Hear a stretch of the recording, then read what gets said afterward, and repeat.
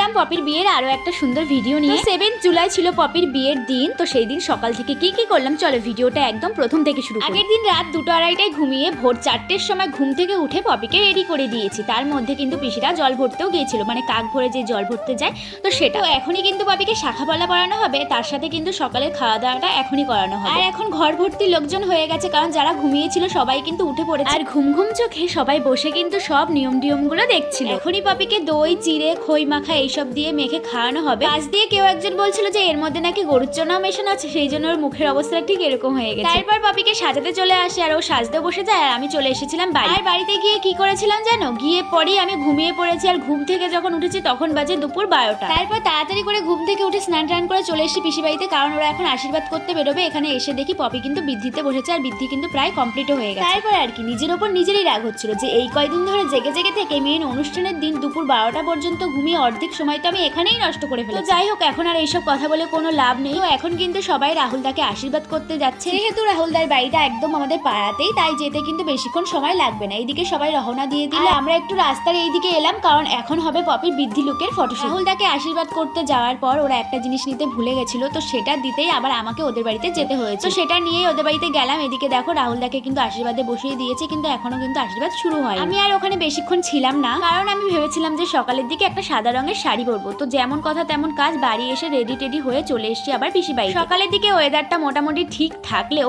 এই সময় কিন্তু ওয়েদারটা খুবই বাজে হয়ে গেছিল, কারণ শুরু হয়ে গেছিল বৃষ্টি। তার মধ্যেই কিন্তু চলে এসছে ছেলের বাড়ি গায়ে হলুদের তত্ত্ব মেয়ের বাড়িতে, আর ওরা কিন্তু এখন আশীর্বাদও করবে। বিয়ের দিনই পপি আর রাহুলদার দুইজনেরই আশীর্বাদ হয়েছিল। ওইদিকে মেয়ের বাড়ির লোকেরা গেছিল ছেলের বাড়িতে, আর ছেলের বাড়ির লোকেরা এসছে মেয়ের বাড়িতে। প্রথমে জেঠু আশীর্বাদ করে তাড়াতাড়ি করে বাড়িতে চলে গিয়েছিল, কারণ রাহুলদার এখনো কিন্তু বৃদ্ধি কমপ্লিট হয়নি। এদিকে পপির মুখের অবস্থাটা তোমরা দেখতেই তো পাচ্ছ। তারপর রাহুলদার বাড়ির বাকি সবাই আশীর্বাদ করে নিয়েছিল, আর এইদিকে কাকি অর্ধেক রেডি হয়ে এসে দাঁড়িয়ে আছে। আর আমিও চলে গিয়েছিলাম বাড়িতে, কারণ বাড়িতে গিয়ে এখন হলুদ রঙের শাড়ি পরতে হবে। আর এইদিকে দেখি ঝেপে বৃষ্টি নেমেছে, আর বৃষ্টির ঠেলায় আমরা জল ভরতে গিয়েছি, তখন বাজে বিকেল 4টে। আর আজকেও কিন্তু পার্সেল আমার পেছন ছাড়েনি। এই দেখো এখন কিন্তু আমার একটা পার্সেলও চলে এসেছিল, তো সেটা নিয়েই কিন্তু আমি জল ভরতে চলে গেছিলাম। তারপরে আবার রাস্তায় পায়েলদের বাড়িতে রেখে আমাকে তারপর যেতে হয়েছিল। এত বৃষ্টির ঠেলায় রাস্তাঘাটের অবস্থা ঠিক এরকম হয়ে গেছে। তারপরে আমরা জল ভরতে গিয়ে কি করলাম সেটা একটা অন্য ভিডিওতে শেয়ার করবো। তো চলো গাইস, আজকের মতো টাটা সবাইকে।